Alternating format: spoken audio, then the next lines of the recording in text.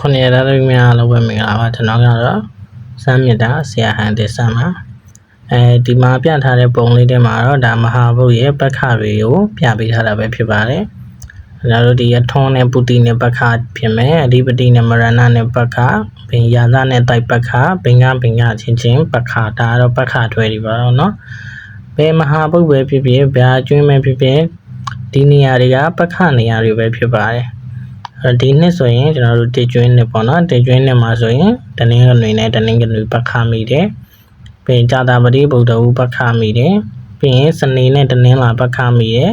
တောက်ကြနဲ့အင်္ဂါပက္ခမိပါတယ်ပက္ခဆိုတာကတော့ဒီအသွင်မတူတဲ့သူနှစ်ယောက်ပေါ့နော်အဖြူနဲ့အမဲ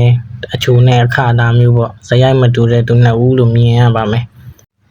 ပက္ခတွေချင်းအိမ်အောင်ပြုထားတာမျိုးပြီးရင်ပက္ခနာမည်တွေပေးထားတာမျိုးဆိုရင်တော့ဘဝမှာအခက်အခဲချက်တွေဖြစ်တတ်ပါတယ်အိမ်အောင်ရေးဆိုရင်လည်းကွဲသွားတတ်ပါတယ်အဲကြောင့်အဓိပတိဘဝသာသမီနဲ့မရဏသာသမီဆိုလို့ရှိရင်လည်းပက္ခပါအထွန်းဘဝနဲ့ပုတိဘဝယူထားရင်လည်းပက္ခမိပါတယ်တိုက်ဘဝနဲ့ရာဇဘဝဆိုလည်းပက္ခမိပါတယ်ဘင်္ဂဘဝချင်းဆိုရင်တော့ပို့ဆိုးပါတယ်ပေါ့နော်အားလုံးဆန်းဆန်းရအဆင်ပြေကြပါစေခင်ဗျာ